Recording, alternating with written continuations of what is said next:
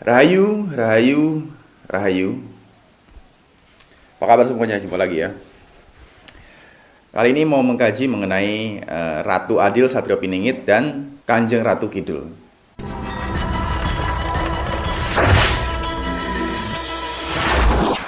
Jadi memang masih banyak sekali yang belum paham mengenai hal ini. Ada kemarin beberapa yang komentar juga. Nah, di sini sekalian ingin menjawab beberapa komentar atau memperjelas ya. Jadi sebenarnya garis besarnya Ratu Adil itu bukanlah wahyu, melainkan sesebutan untuk Sang Hyang Widi.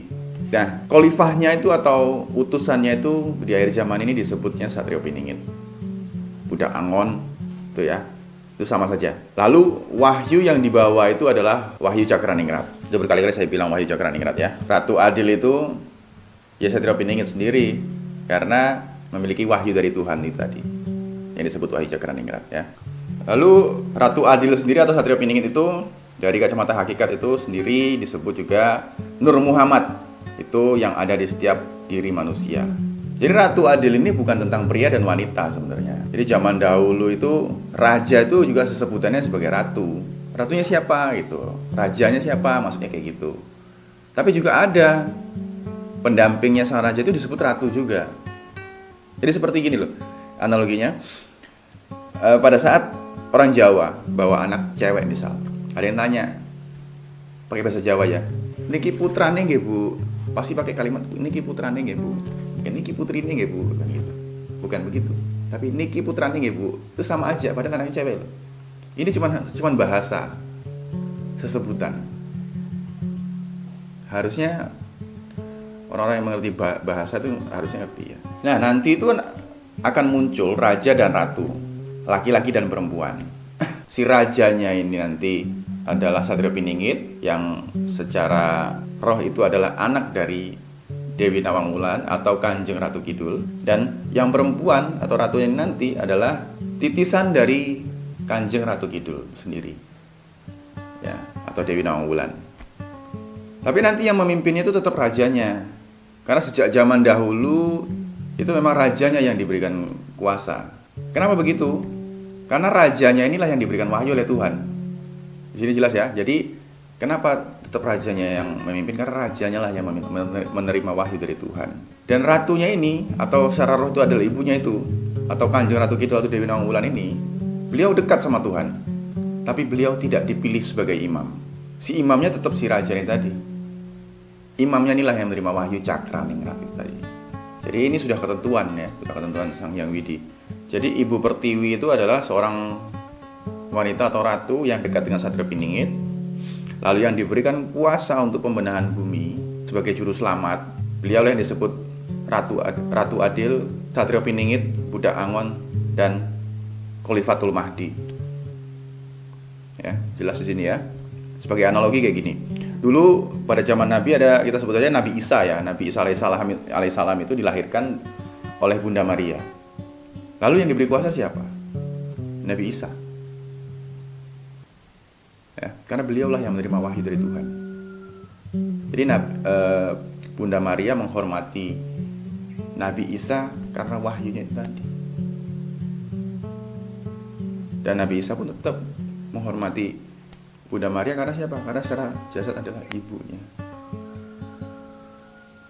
Itu analoginya jelas ya. Jadi sejak zaman Nabi dahulu pun sudah begitu ketentuannya. Jadi imam itu tetap laki-laki. Tapi Ratu Adil ini bukan tentang laki-laki dan perempuan loh ya. Jadi sejak zaman Nabi sudah begitu. Sebut saja siapa? Nabi Sulaiman juga begitu. Nabi Muhammad juga sama. Jadi Kanjeng Ratu Kidul atau Dewi Nawangwulan ini memang beliau sangat dekat sama Tuhan, istilahnya kayak gitu secara roh ya. Akan tetapi Tuhan punya ketentuan. Sesakti apapun, seluas apapun kekuasaan yang diberikan kepada Dewi Nawangwulan atau Kanjeng Ratu Kidul, beliau tetap tunduk sama Tuhan dan putusannya.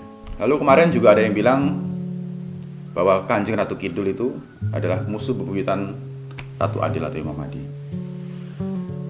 Dan bahkan dibilang juga Kanjeng Ratu Kidul adalah jin yang menyesatkan orang, gitu ya.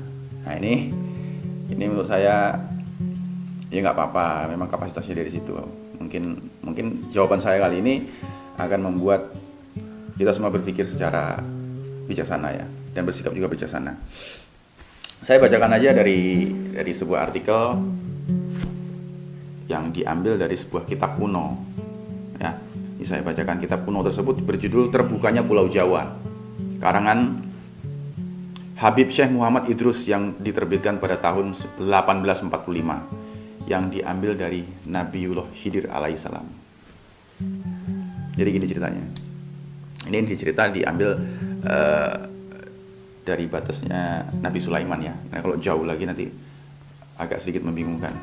Jadi Kanjeng Ratu Kidul yang pada masa hidupnya ngahyang, diceritakan bermula dari istri Nabiullah Sulaiman alaihissalam.